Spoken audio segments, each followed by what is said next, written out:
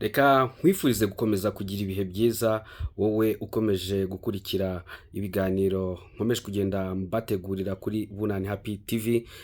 Nizere ko mumeze neza aho muri mu bice bitandukanye by'isi, yaba bari hano mu Rwanda, yaba bari ku mugabane wa Afurika, yaba abari ku mugabane w'Uburayi, yaba abari ku mugabane wa Aziya, abari muri Leta Zunze Ubumwe za Amerika, abari muri ASEAN ndetse n'ahandi hagiye hatandukanye. Mwese rero nkaba mbasuhuje, mboneraho rero no kubaha ikaze kuri uyu mwanya mutoya tugiye kuganira ku makuru aturuka muri Congo. Amakuru aturuka rero mu gihugu cya Repubulika Iharanira Demokarasi ya Congo nuko umutwe wa M23 na Wazalendo byongeye gukozanyaho. Ihuriro AFC M23 rirwanya ubutegetsi bwa Repubulika Iharanira Demokarasi ya Congo wongeye guhangana bikomeye n'umutwe wa Wazalendo. Ahangaha rero ni mu gace ka Ruke muri teritwari ya Masisi. Ahangaha akaba ari muri Kivu ya Majyaruguru, nyine hariya muri Repubulika Iharanira Demokarasi ya Congo. Amakuru rero yatangajwe yagaragaje ko ibitero byo muri ako gace byatangijwe n'umutwe wa Wazalendo. Wazalendo rero yashatse kugaba ibitero kuri AFC M23 mu rukerera rwo kuri uyu wa gatanu. Birumvikana ni imirwano rero yatangiye hagana mu masaa 8 z'ijoro, ibera mu gace ka Ruke muri groupement ya Nyamaboko ya mbere muri teritwari ya Masisi.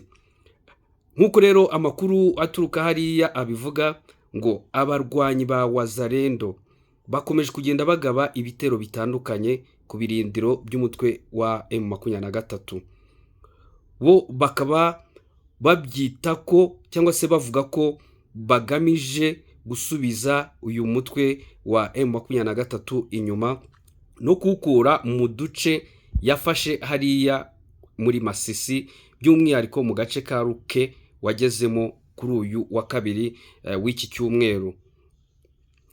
Muri iyo mirwano rero kandi humvikanyemo imbunda ziremereye cyane, ibyateye rero abaturage impungenge, baba ari abatuye muri ako gace ndetse n'uduce duturanye. Dore ko rero bagiye banakira abakavuyemo bahunze iyo mirwano ndetse n'abavuye muri Katobotobo mu murenge wa Katoya. Kuva rero mu mpera z'icyumweru gishize mu bice bitandukanye bya Kivu y'Amajyaruguru hari kubera imirwano ikomeye ihanganishije umutwe wa AFC M23 n'imitwe ishyigikiwe na leta ya Repubulika Iharanira Demokarasi ya Congo ikunze gukorana n'ingabo z'iki gihugu. Tariki 22 Nyakanga 2025 umutwe wa AFC M23 wahanganye bikomeye n'umutwe wa Wazalendo, cyane cyane muri groupement ya Nyababoko na Mufunyi muri teritwari ya Masisi. Hagati aho muri groupement ya Bukombo iherereye muri sheferi ya Bwito, AFC M23 yaharwaniye n'umutwe wa CMFDP uyoborwa na Dominique Ndaruhutse umaze igihe kinini akorana n'umutwe wa FDLR. Iyi mirwano rero iri kuba nyuma yaho leta ya Repubulika Iharanira Demokarasi ya Congo n'umutwe wa AFC M23 bishyize umukono ku mahame ngenderwaho aganisha ku masezerano y'amahoro itariki ya 19 z'ukwezi kwa karindwi umwaka wa 2025, babifashijwemo na leta ya Qatar. Byumvikana ko rero bari mu gihugu cya Qatar ariho basinye aya masezerano. Leta ya Repubulika Iharanira Demokarasi ya Congo n'umutwe wa AFC M23 byemeranyije guhagarika imirwano burundu, ariko hari impungenge ko Wazalendo na FDLR bizakomeza kugaba ibitero bigamije kuburizamo aya masezerano y'amahoro, cyane cyane ko byagaragaje ko bidashyigikiye ibiganiro hagati ya leta n'ihuriro byita umwanzi.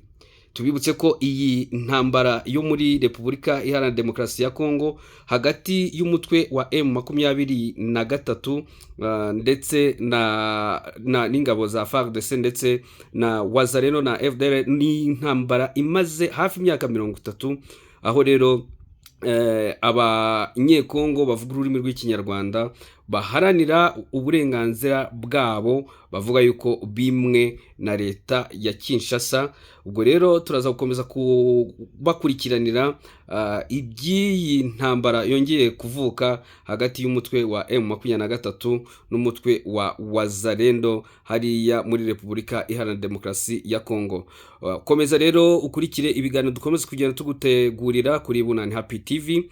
Ukomeze ukore subscribe, ukomeze ukore like, ukomeze ukore comments, ndetse unasharing link ya Bunani Happy TV. Ubundi inshuti zawe, abavandimwe, abagukurikira bose bakomeze kugenda bakurikira ibiganiro dukomeza kugenda tubagezaho umunsi ku munsi. Reka mbifurize gukomeza kugira ibihe byiza.